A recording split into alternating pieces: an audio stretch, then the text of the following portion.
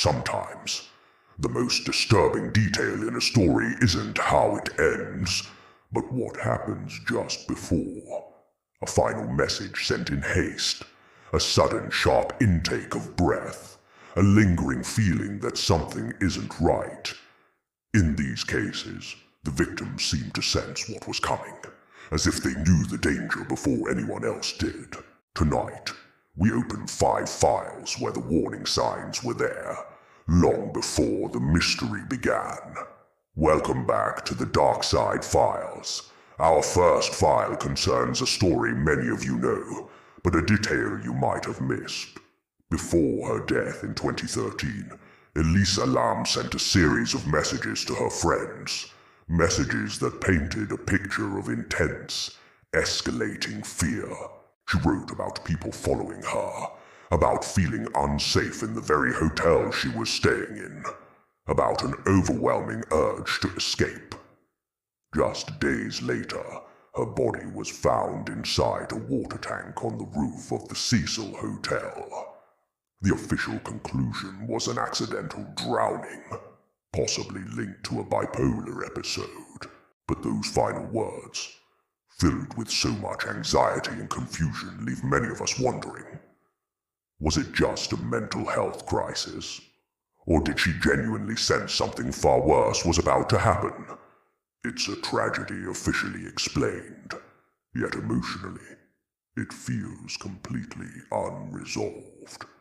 What did she see that no one else did? Next, we turn to a case that hinges on a single terrifying phone call. In 2008, a young man named Brandon Swanson called his parents late one night. He'd driven his car into a ditch on a rural road in Minnesota and needed a ride. For the next 45 minutes, they stayed on the phone with him, trying to pinpoint his location as he attempted to walk toward the lights of a nearby town. They listened as he described his surroundings, his voice calm at first, though clearly frustrated. But then in an instant his tone changed. All he said was, "Oh shit," and then the line went dead. Brandon Swanson was never seen or heard from again. Searches found his car, but not a single trace of him. That final call suggests a sudden horrifying realization. A moment when Brandon understood that getting stuck in a ditch was no longer his biggest problem. Something else was out there with him. The third file takes us back to the glamour and tragedy of Hollywood. In the weeks leading up to her murder, actress Sharon Tate reportedly confided in her friends. She spoke of an overwhelming sense of dread that she couldn't shake. She described not feeling safe, even in her own home. She had this constant, unsettling feeling of being watched. Then in August 1969, the unthinkable happened. She, along with 4 others, was brutally murdered by members of the Manson family. There was no specific warning that could have stopped it. No single action that could have undone what was about to follow.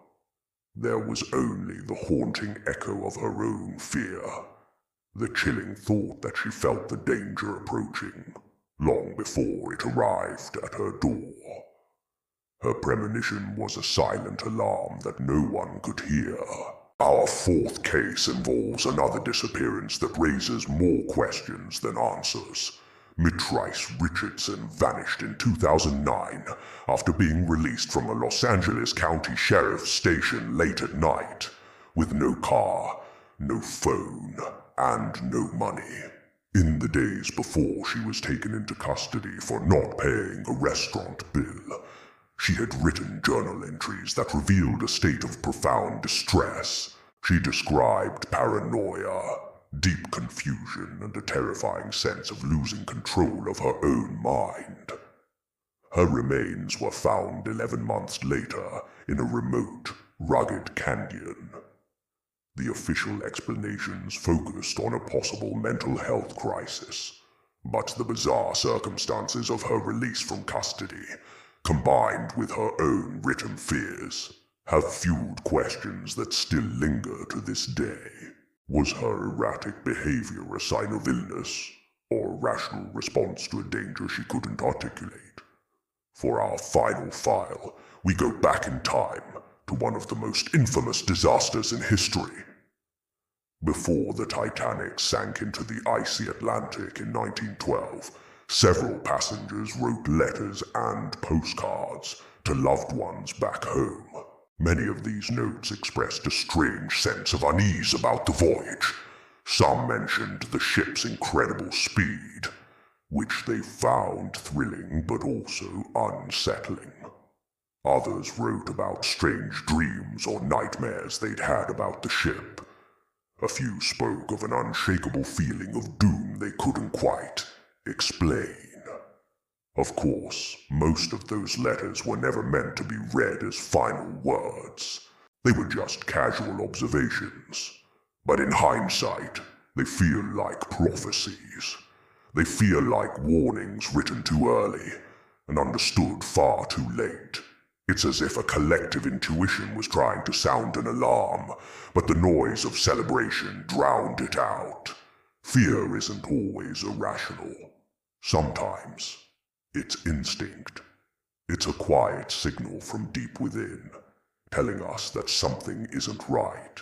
These were 5 cases where the victims seemed to sense the danger that was coming for them, but for reasons we may never fully understand, they couldn't escape it. And their stories remain locked inside the dark side files. Until next time, listen closely to those feelings, because every mystery, and sometimes every life, has a dark side. Thanks for watching.